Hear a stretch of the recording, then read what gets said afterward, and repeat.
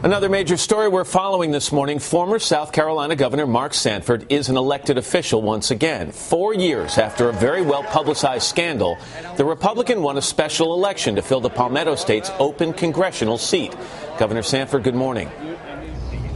Treat to be with you. Thank you. Congratulations. I mean, it was June of 2009 that this scandal erupted, and here yesterday, voters in your district made you a public official once again. Do you see this as the completion of your comeback, or is there more that you still have to do to repair your reputation?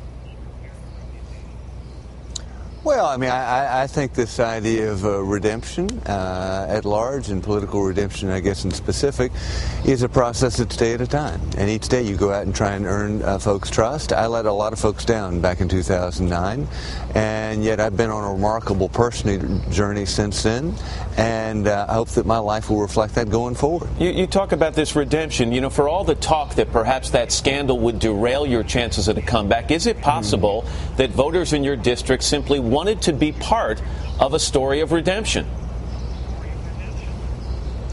I don't know that I would read that much into the tea leaves. I think I have an incredibly strong track record with regard to watching out for people's pocketbook or their wallet. I was actually rated #1 in the entire United States Congress by the National Taxpayers Union in efforts to do just that. I was rated financially as the most conservative governor of the United States of America. I was the first governor to turn back stimulus money at a time when it wasn't popular. So I think I have some rather well-worn credentials, if you will, from the standpoint of watching out for their pocketbook or their wallet. And I think that that's something a lot of people care about. At the end of the day, I think people care about how politics impacts their lives, and I think that I've got a rather proven record in terms of trying to do something that on that front, particularly as it relates to financial issues. So I don't know that I'd read that much into the tea leaves with regard to my personal life. You know, you talk about your credentials. So as you head back to Washington now, it was a bruising campaign. Democrats took shots at you. Your own party walked away from you in terms of support for your campaign. So who are your friends?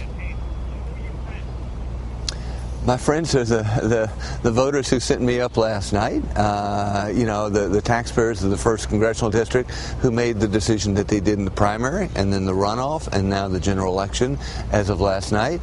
And I'll have plenty of friends in Washington, D.C. You know, I look forward to working, whether it's Republicans, Democrats, Independents, you name it, a whole host of different folks in terms of trying to accomplish things that better people's lives here in the 1st Congressional District and, frankly, turn the tide with regard to spending up in Washington, D.C. And real quickly, before you go to Washington, you have to go to court tomorrow. You've got to go there in an appearance to face your ex-wife, Jenny, over a charge that you illegally entered her home on Super Bowl Sunday. That's one of those stories, Governor, that you know reminds people of the past. What will you say in court? Well, I think that what I've already said, which is it's a much more complicated story than meets the eye. I mean, I'm with one of our boys. We're at a neighborhood Super Bowl party.